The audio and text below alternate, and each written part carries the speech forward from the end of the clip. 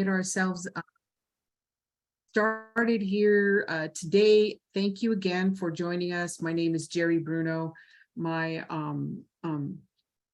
Wasco name is Wawat Laiba, and I've been working in Indian country for 35 plus years, so been around for a little bit. And I'm a consultant for TYRC and been working with them in different arenas and areas, but I've been working primarily with our young people for all these years as my focus and primary love in what we do. So I'm really excited to be here with you all. I'm excited to share something a little bit, non-conventional and how we're starting to see and look at, curriculums today. And, there's a lot out there today, and there's some that work fantastic, some that don't. And so I'm just going to give you one specific that I've used with some communities, but also keeping in mind that there's others out there, and this is just an example. Next slide, please. So here, as you saw, it's with the National Museum of the American Indians. This particular curriculum that we use was with middle school, and it's for middle school and high school. And so I want to be able to increase your knowledge around that as one of the resources, primary resource in regards to the museum, but also keeping in mind, not only are we increasing the knowledge of the National Museum of American Indians, but your own museums in your own community. And so how do we utilize that? Do they have curriculums? Are we able to build some of those in our own way? The other is that we want to build capacity and utilize and adapt this curriculum to your own tribal youth serving programs. And again, like I said, we want to also expand that to, what do you have near you? We also want to increase the skills in collaborating with non-conventional resources to enhance and elevate your tribal youth programs. And I think that's the real purpose of wanting to share this with you, is so that it's a strong, good example. It's a great resource, and I'm excited about it. So next slide, please. And so in order to get us going in a good way, I'm not able to see everyone, but it would be great to note we're going to be utilizing the chat, but also I want to share with you a tool that is called Kahoot.com. And so I want to do this virtual icebreaker through that. It's called, the icebreaker is called Think Fast. But what we're going to do here, let me get this started. And Tonya, I will screen share as soon as I have this up. And what you're going to do very quickly is that once I screen share, the Kahoot.com is going to go on, and it's going to have a password that you just log on. So all of you can participate in real time. So it's loading right now. It seems to be loading a little bit slow, but I'm going to go ahead and put in the Kahoot.com. Here we are. So thank you for your patience. Right now, if you just go to www.kahoot.it, and all you have to do is this game, it'll ask for your game pin, and this is at 838-597. For some of you, you can use, also the QR code if you're on your phones. But yeah, able to jump on, and as soon as you jump on, we'll be able to see it's anonymous. So you could either put your name, or you could put, your nickname or whatever you might like to be called. Awesome. We've got our first player on. So this is great.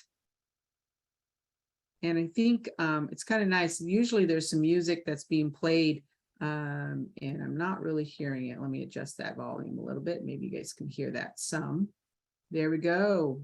We got Gizzy, Native 76. Love that. So I know we have a few more.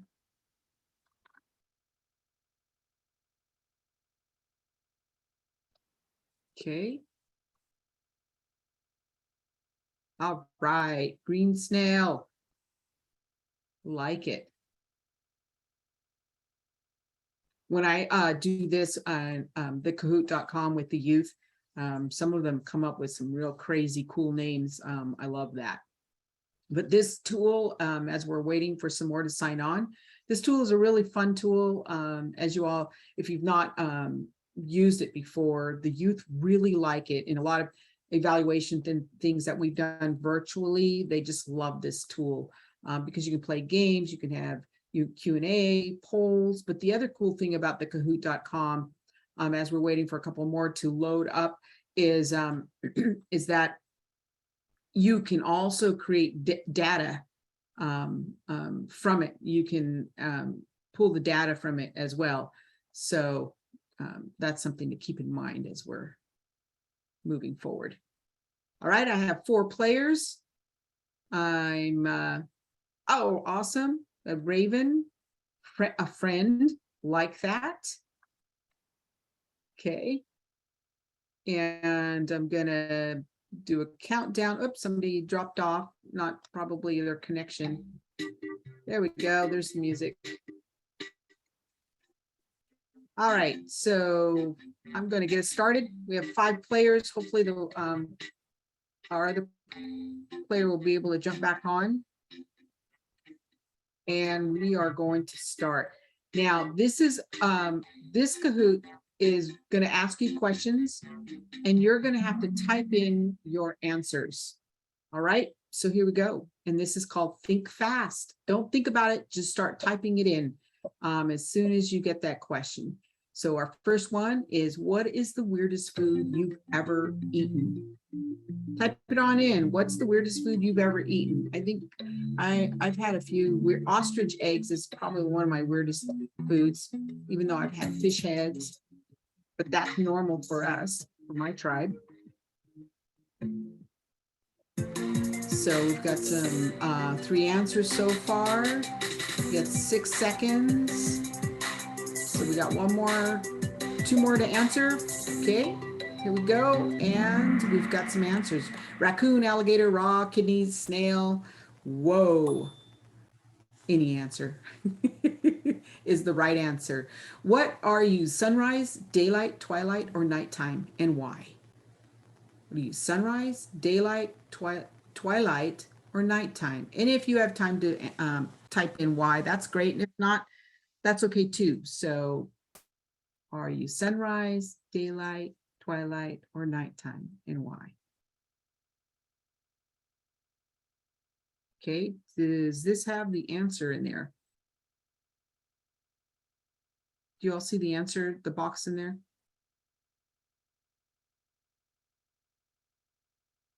And if not, then you can throw it into the chat.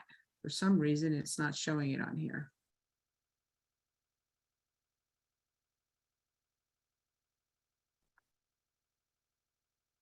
Okay.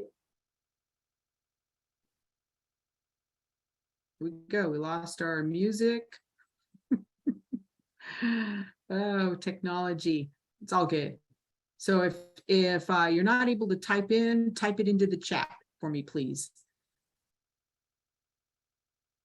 And we're probably down to those last few seconds. Sunrise, daylight, twilight, or nighttime. Go ahead and type it into the chat. I'm not seeing where we have the ability to see what that is.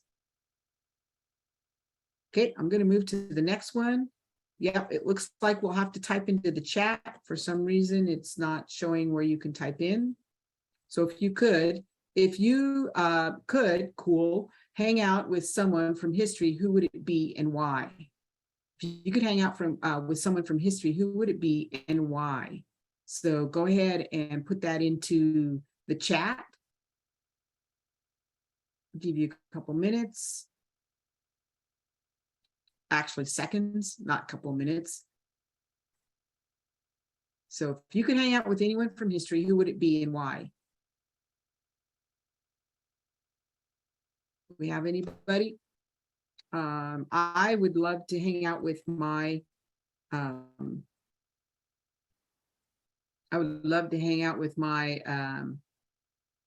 my grandpa, my great grandpa, who I'm named after, Jeri Brunoe. So did I say I was from Confederated Tribes of Warm Springs, Oregon? I might not, I may have and may not have. So fun. All right, I'm not being able to see any answers. Oh, I see that the chat is disabled. So we will try to work on that. Let's move to the next question then. If you had a soundtrack that plays when you enter a room, what song would it be and why? Is anyone able to answer out loud?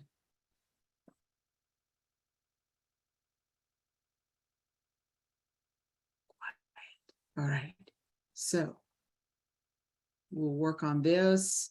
Soundtrack I would do is Celebrate by Earth, Wind, and Fire, because it's all about celebrate, and it reminds me of my best friend growing up. So that would be my entry song.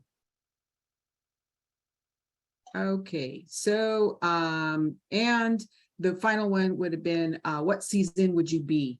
What season would you be? And I think they're working on the chat so that we can get some live answers. And I apologize for the tech challenges we're having with our Kahoot as well. So normally this would give us some of the you know, who won and what was happening, but it's all good. So we're going to move forward. So we will be able to hopefully enable the chat so that we can also get some responses from you and be able to move forward.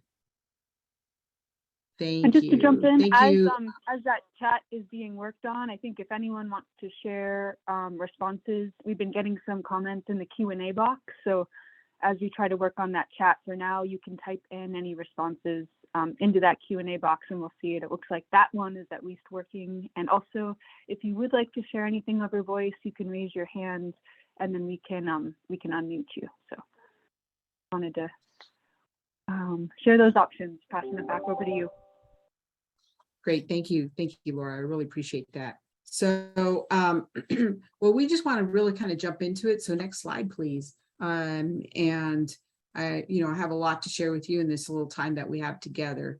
And so this video, I just really kind of want you to watch it. It's some of you may have seen it, may not have seen it, but it just kind of kicks off what we're doing here with the National Museum of American Indians and how the youth's voice can be heard through using some of these different kinds of resources. So go ahead and play it, Antonio.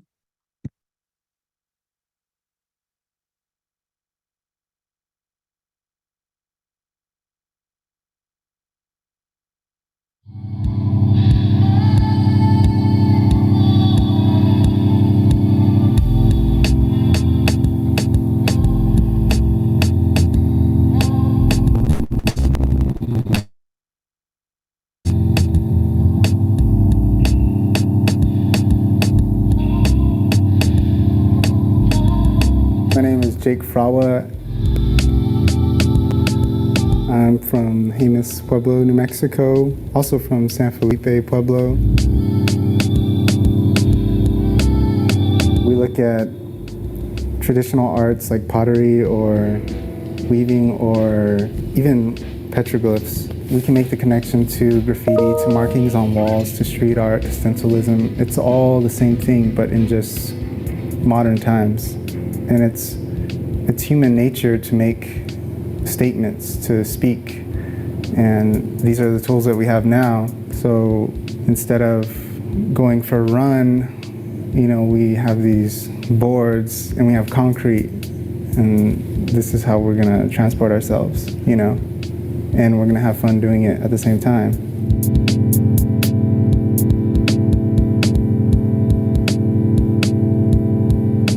I've painted these panels for Ramp It Up, a show about Native skate culture at the National Museum of the American Indian.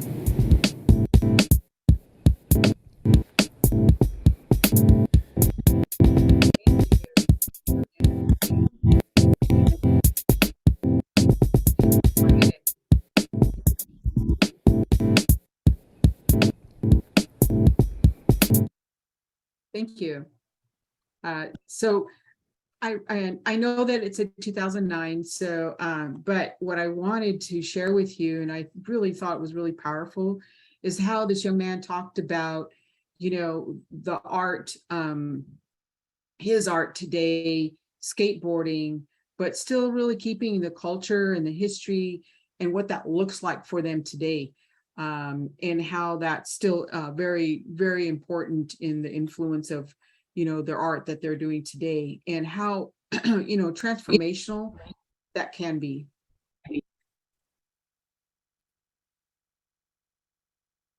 So great, thank you. So what I want to do is really kind of begin to walk through a little bit of this website about the National Museum of the American Indians. And so if you could go ahead and stop screen share, and I'll screen share on my end, Antonia, that would be great. Okay, and we've got it right here. All right, everyone can see this, okay? So I just kind of really want to give you a little bit about why and what this curriculum begins to look like, but why these museums are important. And one of the things that I used to do with our young people is we used to put plays together, and we would put plays based on things that they've learned from the museum, from their history, from the culture, from their own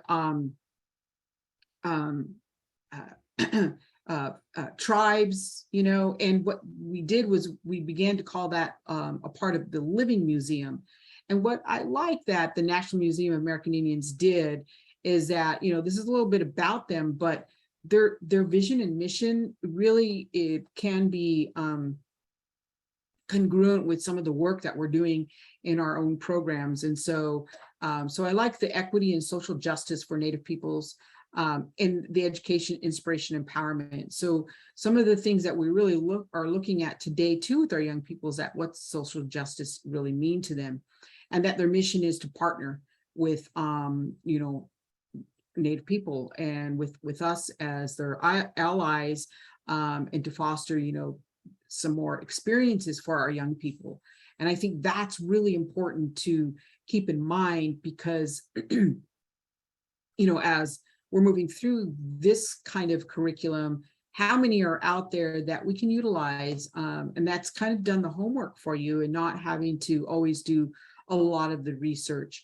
And so we found this to be a really incredible, good tool to utilize. So want to move to the next slide, please. So the curriculum that we utilize, this tribal program, and it was also through their tribal TANF program, is the Native Knowledge 360. So this is the link, and if you want a screenshot or take a little picture of that, you definitely can do that. What I'm going to do is I'm going to go ahead and screen share with you now. Thank you, Antonia, and take you right to the place of about Native Knowledge 360. And so this really is really a nice tool, because in this curriculum, you have the actual tools for teachers, and I say facilitators as well, because I facilitated this, even though I've been facilitating, educating for a long time. But you can also bring in your teachers, bring this into maybe after school programming, and that's what we did. We created a series of classes, and so it's really nice to see that they have all the materials you need. They have it's all virtual, and they incorporate Native narratives, so it's a little bit more comprehensive and accurate. And that's what I like about working with this particular curriculum. So it gives you an understanding about other tribes for our young people, and I think we are we don't get that opportunity and a lot of them do not get that opportunity in school. So we want to make sure that they have those opportunities. And so if we look at this, they also look at the essential understanding about American Indians, and really how this can be incorporated and has been used with the National Council for Social Studies Standards. And so I think that as we kind of, maneuver through this website here, you'll be able to see how they have materials for teachers and students. Their curriculums change as well during the seasons. They're continually always adding on. And then as you'll see here, they also have virtual tours, and when you coordinate directly with them. And so first, let me just say, I do not work for the National Museum of American Indians. I utilize this, and I wanted to share that with you and how we utilize this. And so I felt that this is really important to kind of begin to maneuver through here. They even have development for teachers. So like if you're wanting to bring this into a school and you have a non-native teacher, this is another awesome tool that they have resources available for that, and understanding the material a little bit more. And so I think that's important too. The other beautiful thing is that it's advocacy and in developing partnerships. So maybe there's stories that the museum does not have yet. Maybe they don't have your story in there as of yet. And I think that partnership is really important in creating these kinds of opportunities for our young people. So I want to be able to kind of walk through some other scenarios of that. And let me stop share for just a moment. And let's see, I'm checking also if there's any questions in the Q&A. Or if the chat's available yet, I'm not sure. Just want to kind of check in. So next slide, please. Sorry to jump in, just an update. The chat is now fixed, I've been informed. So anyone who wasn't able to chat before, please try again. And we can also, still unmute as needed. Fantastic, thank you. Thank you. So we are in slide 10, and this slide here begins to go into one of the curriculums. And there's, like I had shared with you, there are different curriculums, and within this, even within this site, so you can kind of cruise through them and see what that begins to look like. But because I'm from the Northwest, I'm going to go ahead and screen share again. Thank you, Antonia. I'm going to share with you. Oh, here we go. Can you all see that? Did I need to stop? The Pacific Northwest history. Just need a. Okay. So this is one of their curriculums, and with the Pacific Northwest history and cultures, what are the foods we eat matter? And so what I did in teaching this is, obviously I cruised through all the material. I looked through, and I also looked at one of the sessions. I didn't actually do this one. This wasn't available for the session that I did. We did one more on New York. We learned about New York and the history of the tribes in New York. But what I did was it tells you the grades that this particular curriculum can teach. And let me just share with you, when you're teaching 9th through 12th, that's great. When you have some of the other curriculums that are for middle school, keep them separate. And I say that because your interaction with high schoolers, and when they have young people in there, they tend to not interact as much. So that's just my little tip that I have on the side.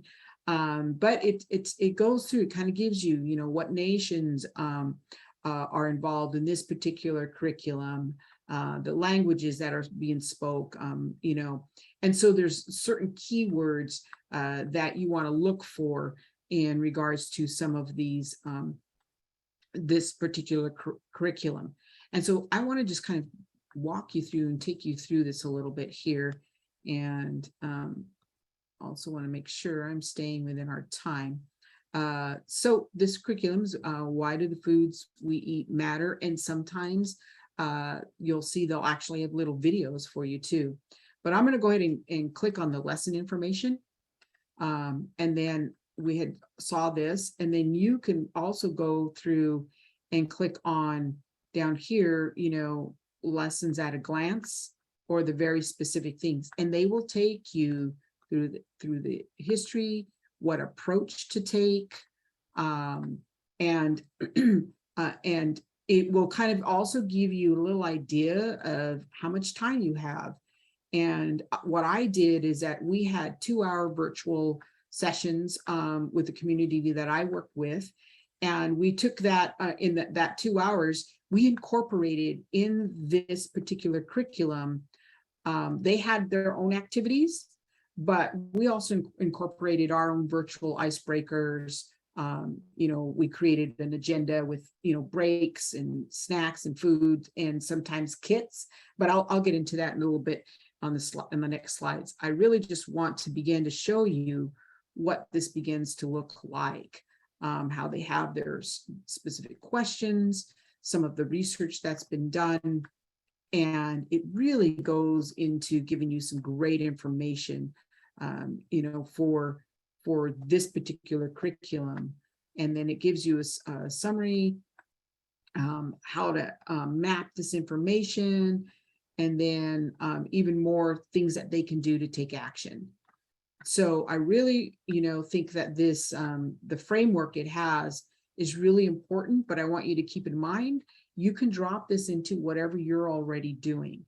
It doesn't have to be very rigid as it is because of the information and the way it gives. You can utilize this as a jumping off point or to add to whatever you are already teaching within your program.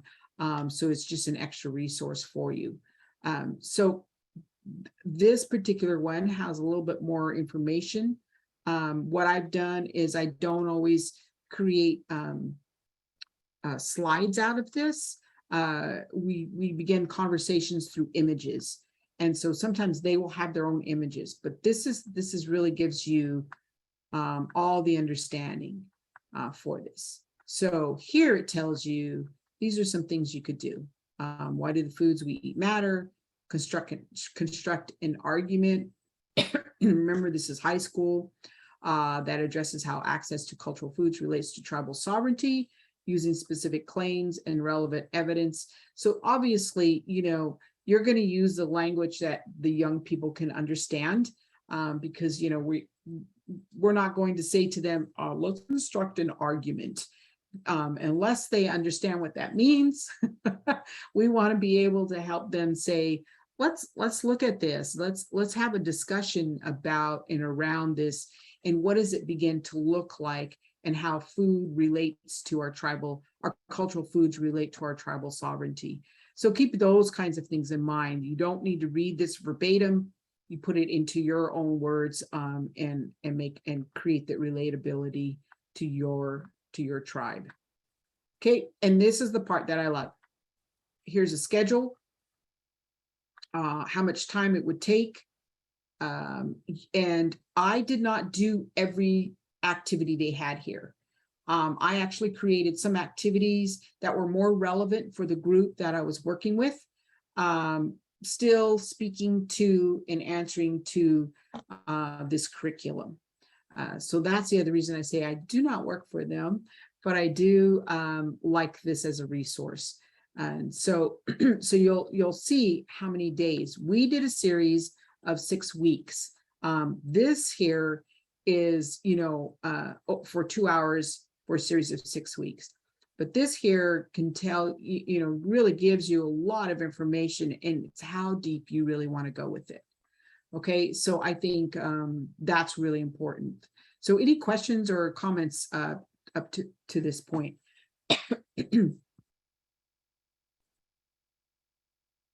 Okay, I want to share one other area here we have with this curriculum. Let me come back to it. Here, I'll screen share in a second. But I'm just kind of opening that comments or questions so far.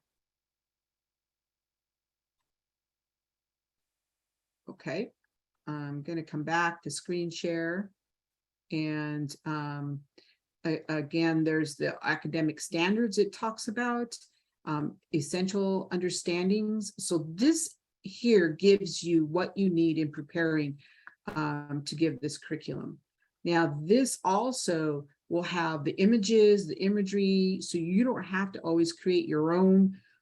It has information for you. So for instance, here it has its own little video. It might take a minute to, and I'll just give you a little taste of what that begins to look like.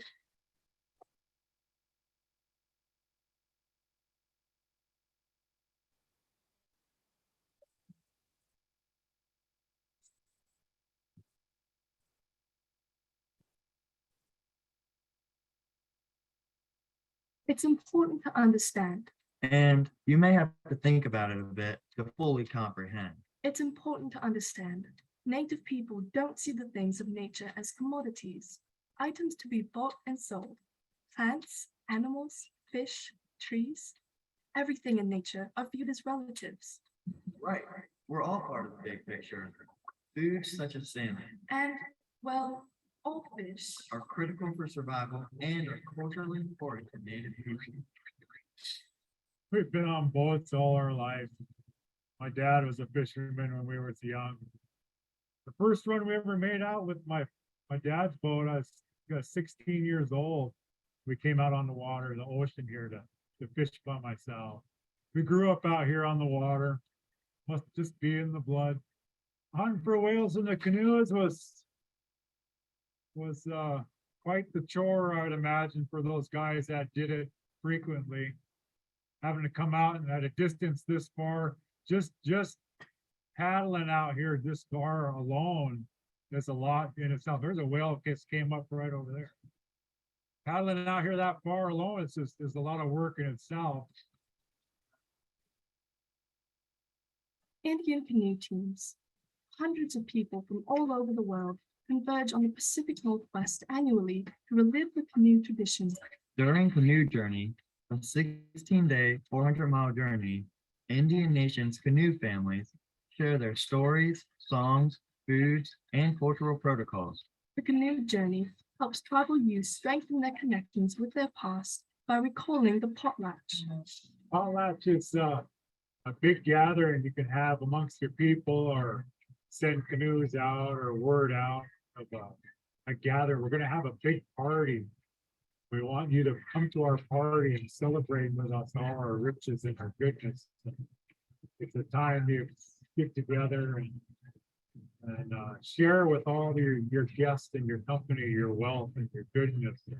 Sing your songs, sing your family songs, sing your potlatch songs.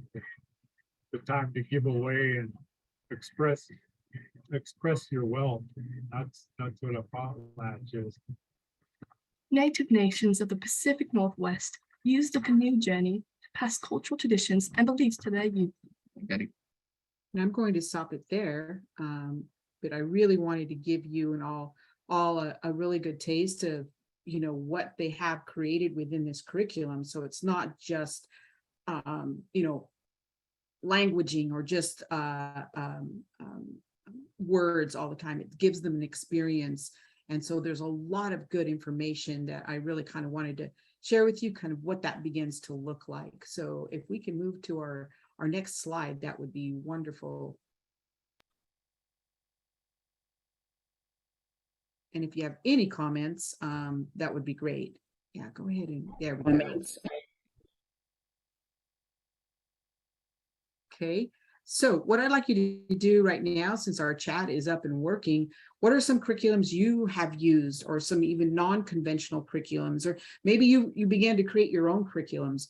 So what are some that you all have used? And just go ahead and put those into the chat real quick. Love to hear from you.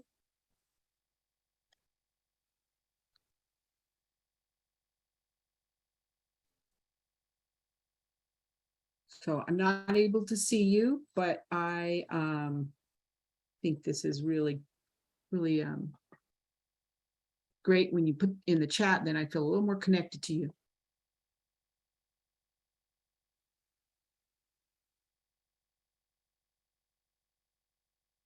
And while I'm waiting for some of you maybe putting into the chat some curriculums you have used, let me just name some other kinds of curriculums that are out there.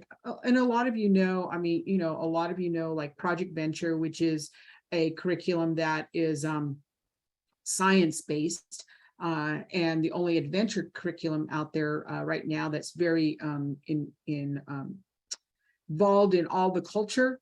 And it's a prevention curriculum that is wonderful to be used in engaging, and their outcome over the years have been, you know, 95% of the youth do go on and do some amazing things, and they have dropped suicide rates. They have dropped, you know, school dropout, and many of the rates that are happening and using, they have dropped through that particular curriculum. So I know there's quite a few out there, and so I haven't seen anyone put anything up yet. So maybe this will be your first one to try out. So, and if there is, the one is called Project Venture. It is with let me put that in here, Project Venture. And that one is with the National Indian Youth, type it, Leadership Project. So, yes, Northwest Portland area, yes, they have some great ones. Area Indian Health Board have several different things. So thank you for Anna putting that in there. So we know that We Are Native is a great one to use. It's a great one to utilize as resources and to bring them together. So thank you. So yes, there's quite a few out there, and start thinking, you know, again, like what we're looking at here as far as this museum goes. So thank you. Next slide, please.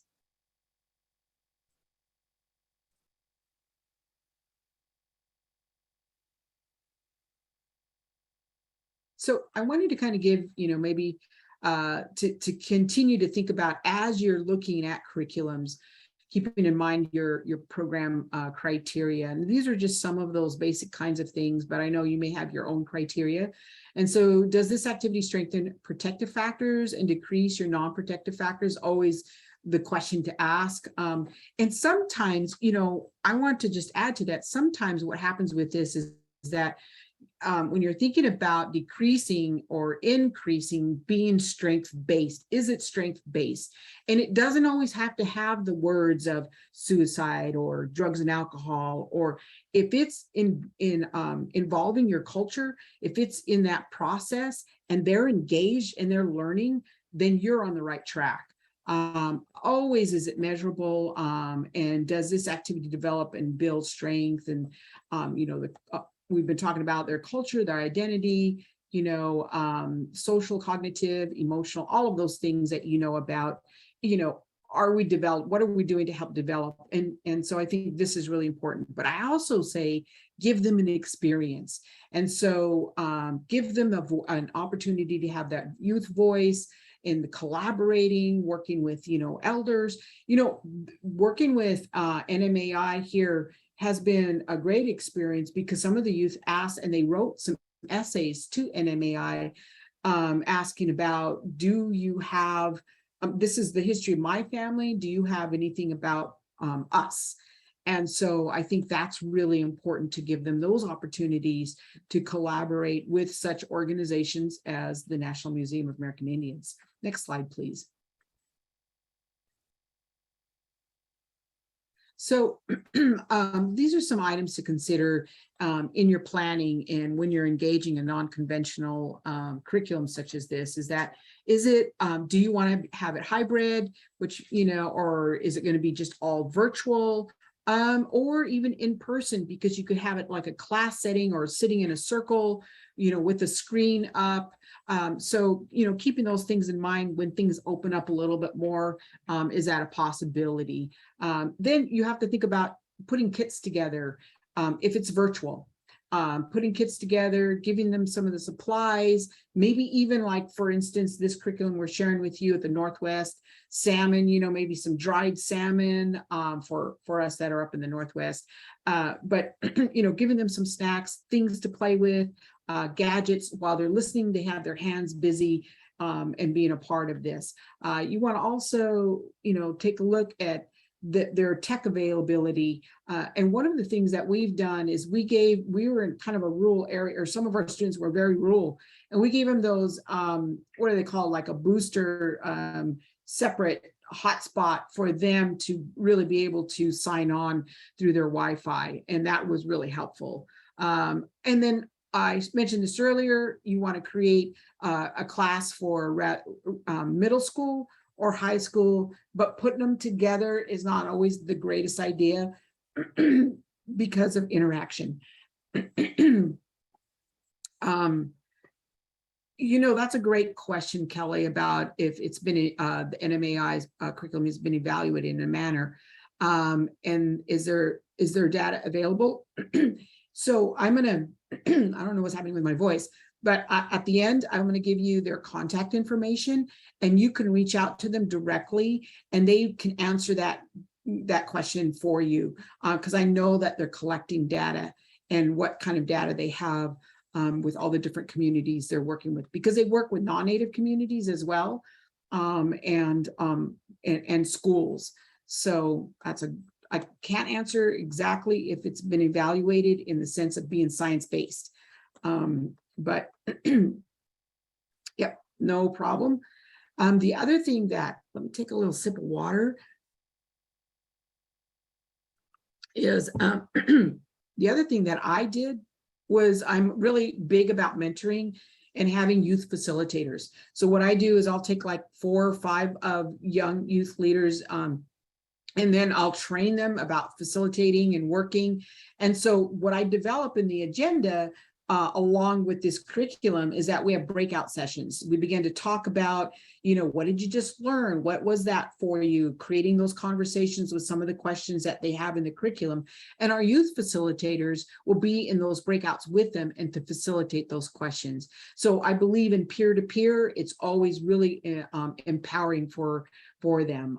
So if you have middle school, I have high school that step in with the middle school. And then with my high school, I usually have like my 19, 18-year-olds, 20-year-olds step in as youth facilitators. The other thing to keep in mind is, how I mentioned this, to incorporate your stories alongside with this curriculum, so that they're learning simultaneously. So what we did was that we would talk about,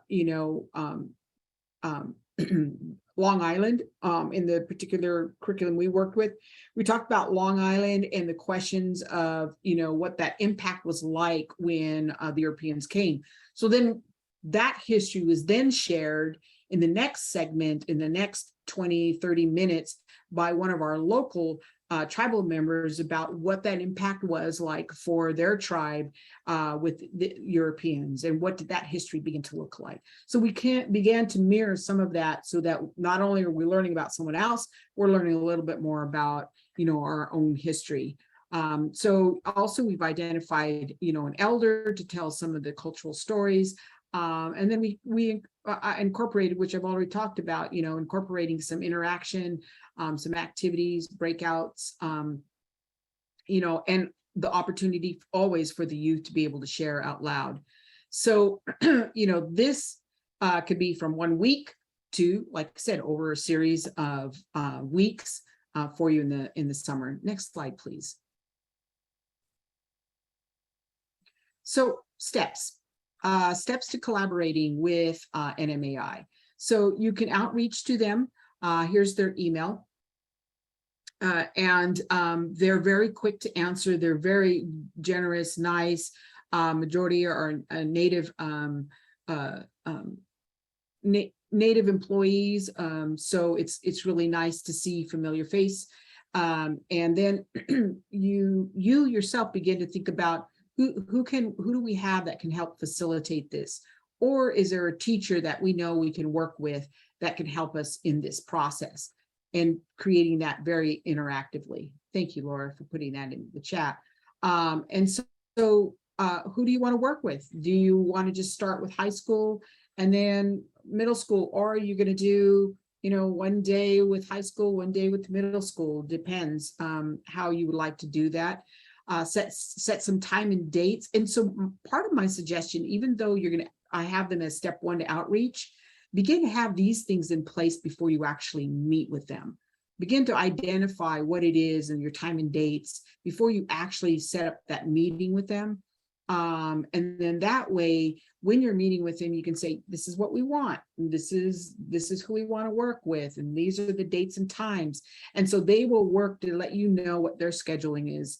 And so they also have certain dates and times to set up virtual tours. So we had 1 week where they came in and they took them through a virtual tour of the museum and of the lesson plan that we had chosen. And so that's the really awesome thing. When you work with them too, they'll give you even more information in maneuvering through their curriculum. So again, optional about your youth facilitators. And then from that step, then you go ahead and proceed to your tribal program outreach, what you do, you know, in order to your own protocol and steps in order to outreach to your young people. So next slide, please.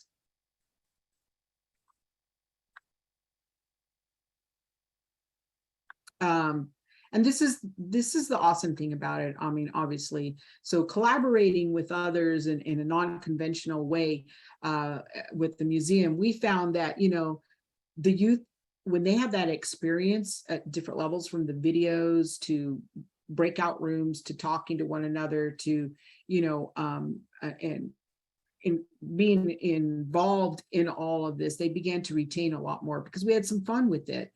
We didn't set it up like a classroom. We had fun with it. It's great for cultivating, obviously, our culture and traditions, our language.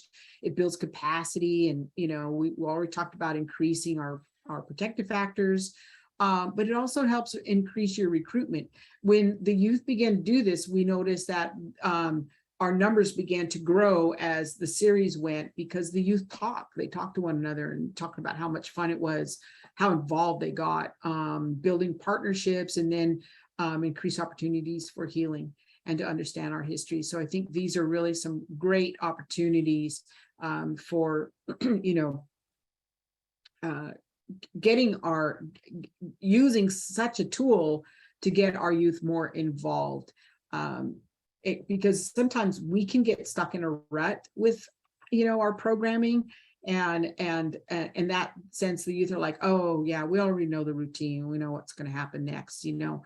But if we're really trying to outreach, to try some different things is always fun. And one of the other things I want to add to this is the beauty about the youth wanted to write about it.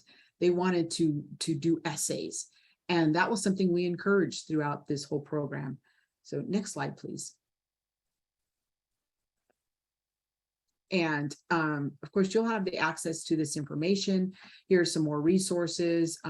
So Center for Native Americans is another great organization to collaborate with and identify some other kinds of non-conventional curriculums.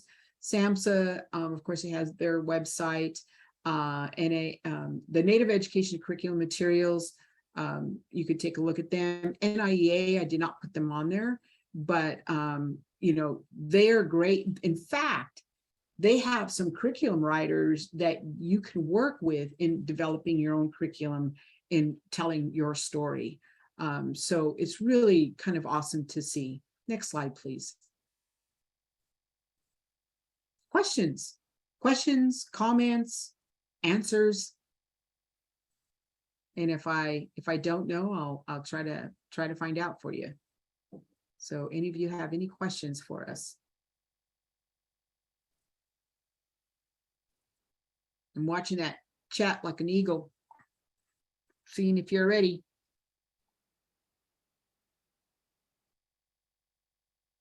There we go. How far ahead did you outreach? Oh, in the NMAI in planning your event. We actually started probably 2 months beforehand, but their turnaround, from what we've learned, is it can be pretty quick. Like if you were to push it a month before starting, but at least 2 months is what we began that process. Great question, Anna.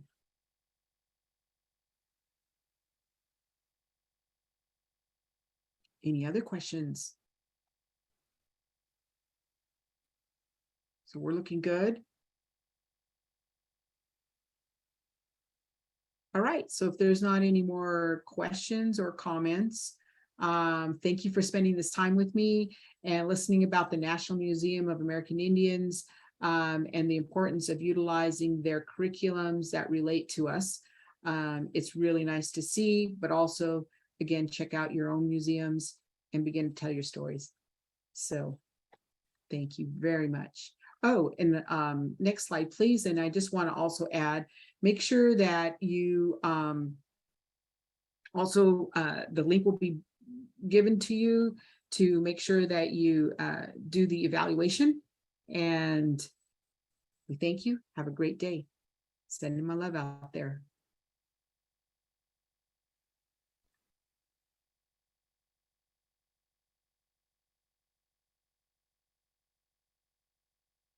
Thank you all. Have a good day.